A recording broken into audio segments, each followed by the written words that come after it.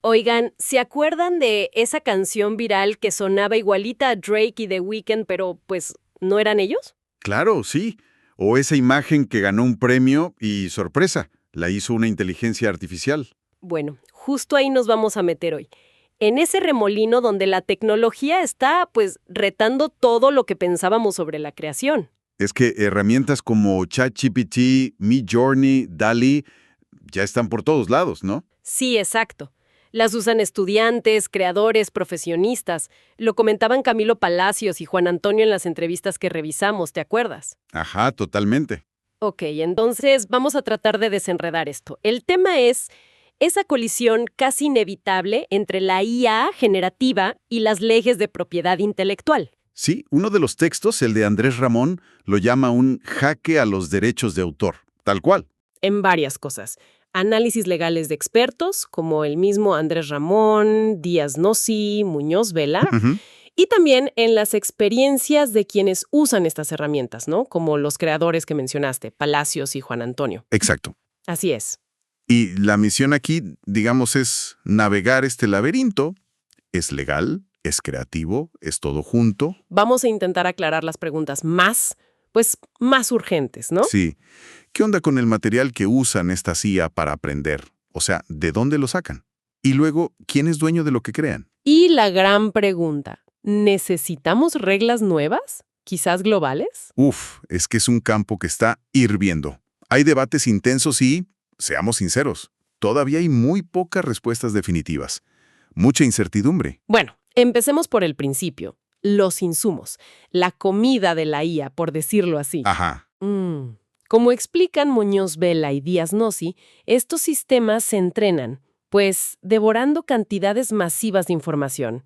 Texto, imágenes, código, música. Básicamente lo que se encuentran en Internet, ¿no? Exacto. Y ahí es donde salta la primera chispa. Muchísimos de esos datos son obras protegidas por derechos de autor. Claro, y ahí está el meollo del asunto. Andrés Ramón y Muñoz Vela lo señalan como un punto crítico. Y está esto del web scraping, ¿verdad? Sí, fíjate que es interesante cómo lo hacen. Las empresas detrás de estas IA, según detallan los textos, usan contenido que está público en la red para entrenar. Como Google, que tuvo que ajustar sus políticas. Exacto. Y casos como el de Clearview AI, que generaron muchísima polémica. La reacción, claro, no se hizo esperar. Sí, leí que medios como The New York Times, CNN, Reuters, según Muñoz Vela, ya están bloqueando a los rastreadores de IA. Ujú, así es. Es que el problema de fondo, como dice Andrés Ramón, es que la IA se beneficia de lo que otros crearon, pero muchas veces sin permiso, sin pagar nada, y como que se olvida de quién fue el autor original, vulnerando la propiedad intelectual, pues. Pero, a ver, ¿la industria de la IA no tiene defensas? ¿Algún argumento legal? Sí, sí los tienen, aunque el panorama es complicado. En la Unión Europea, por ejemplo, está la excepción de minería de textos y datos, la TDM. Ajá, de una directiva de 2019. Exacto, pero tiene sus matices. Muñoz Vela y Díaz Nossi explican bien que una cosa es usarla para investigar o para patrimonio cultural. Eso es el artículo 3. Ok.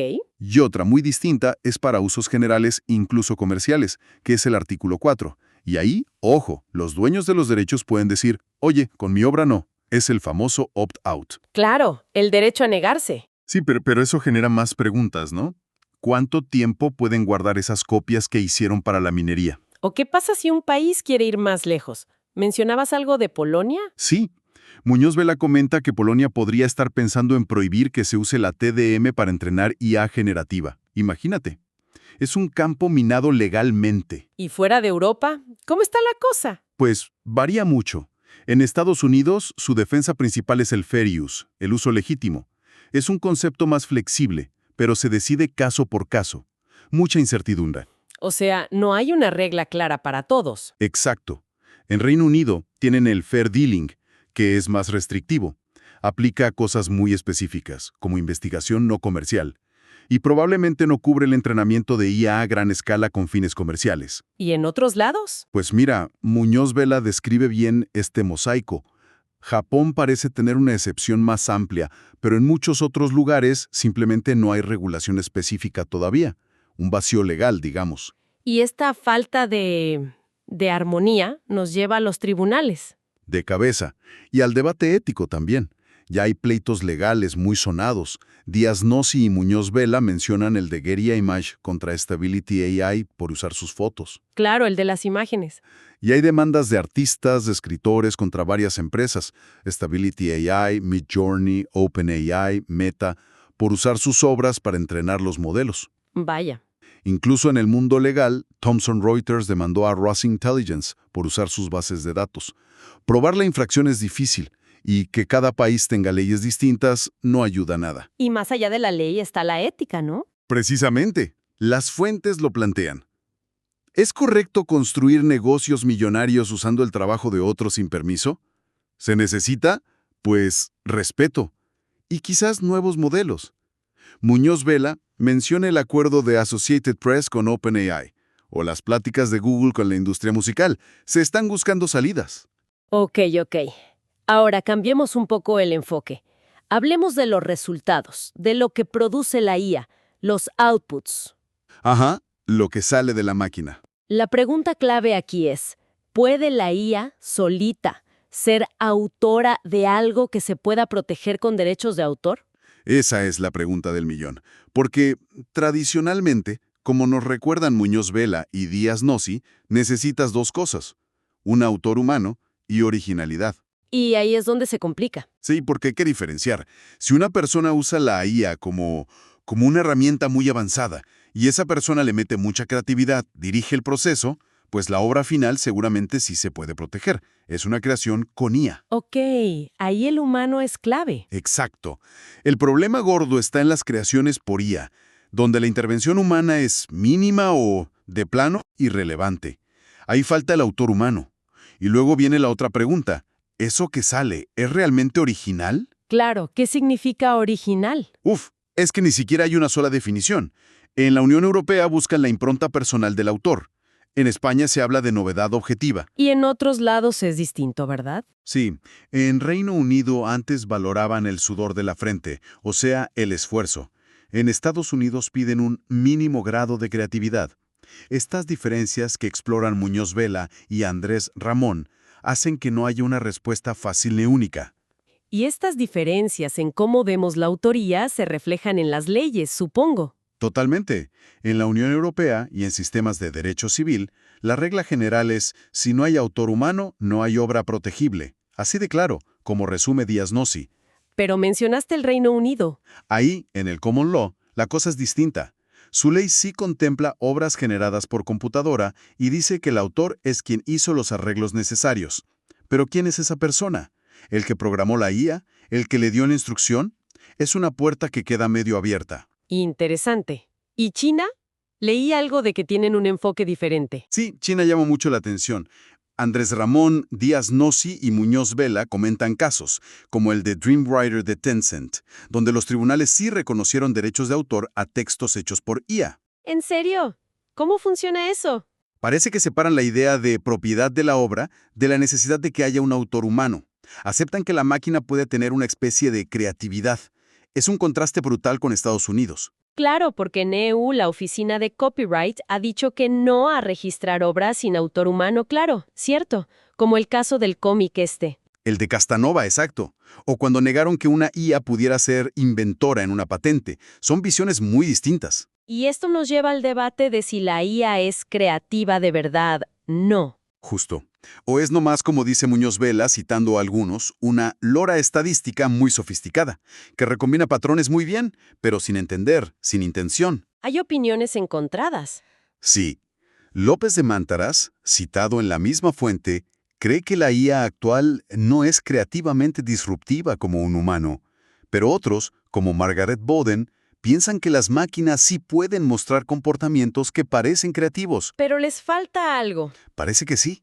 Les falta la conciencia, la intención, la emoción, todo eso que asociamos con la creatividad humana, por ahora al menos. Y mientras se debate esto, pues la realidad nos sigue dando ejemplos que causan polémica, ¿no? Totalmente.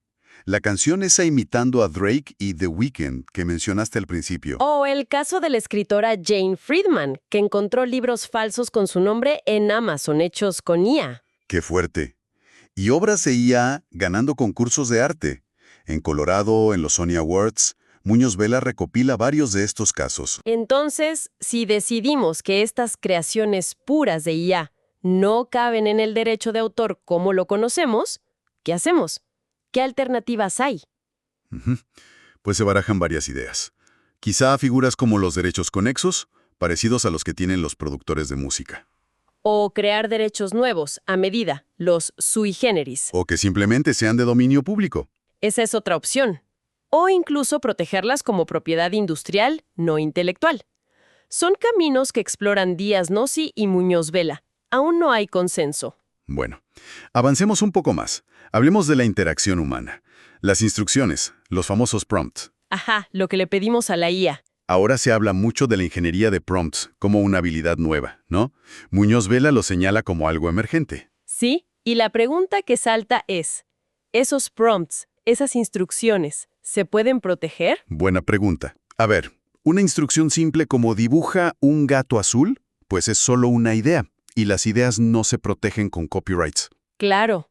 Pero ¿qué pasa con un prompt súper elaborado? Lleno de detalles técnicos, de estilo, que muestra un conocimiento profundo y una visión creativa del usuario.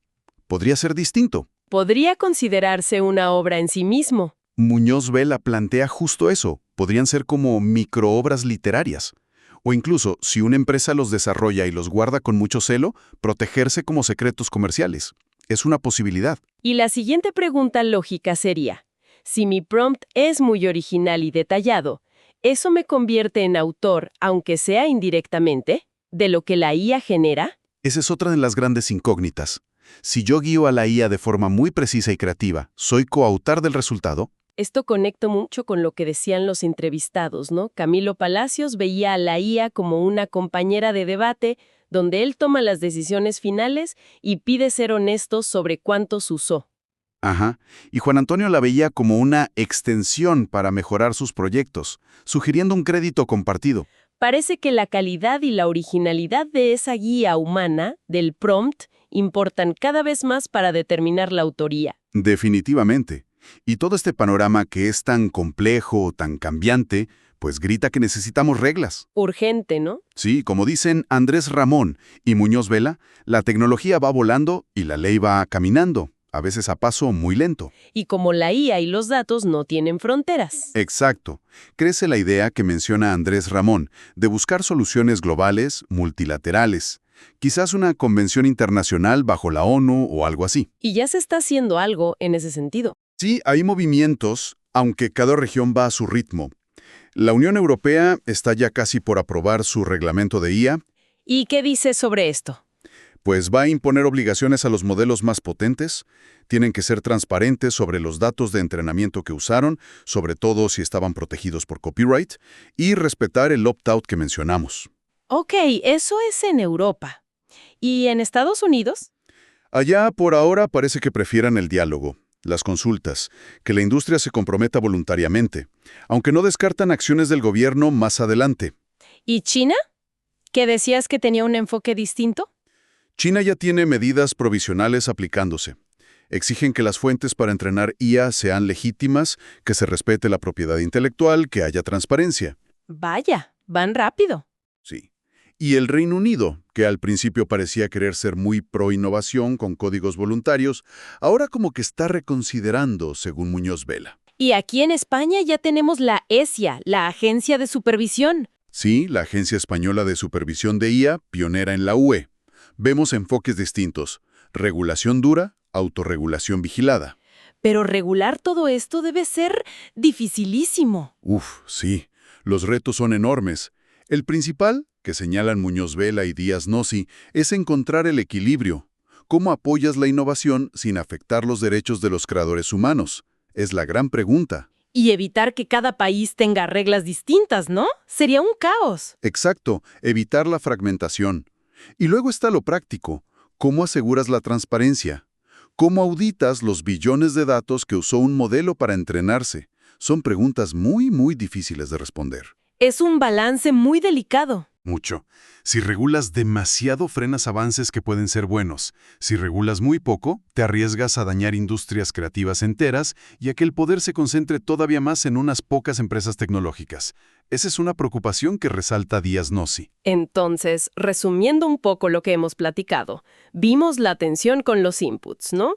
Si es legal, si es ético usar todo ese material para entrenar. Ajá. Luego, la incertidumbre con los outputs. ¿Quién es el dueño, si es que hay dueño, de lo que crea la IA? También el papel cada vez más importante de los prompts, si pueden ser propiedad intelectual o si le dan autoría al usuario. Y, finalmente, esta carrera global por encontrar reglas coherentes antes de que la tecnología nos rebase todavía más. Exacto. Ujú. Y es clave entender que esto lo afecta solo a artistas o escritores. Le pega a los medios, al software, a la investigación, a la educación. Nos pega a todos como sociedad. Claro. Hay una preocupación real, que se ve en las fuentes, de que esta facilidad para generar contenido con IA pueda, devaluar el trabajo creativo que hacemos los humanos. Sí, se siente esa inquietud. Y nos obliga a pensar si conceptos que teníamos tan claros como autoría o creatividad necesitan una buena revisada en esta nueva era, la era de los algoritmos. Bueno, para cerrar, dejemos una pregunta en el aire, para la reflexión. Si llegamos a un punto en que la IA genera contenido, textos, música, imágenes, que no podemos distinguir del hecho por humanos, Ujú. ¿qué criterios vamos a usar para valorar la creación?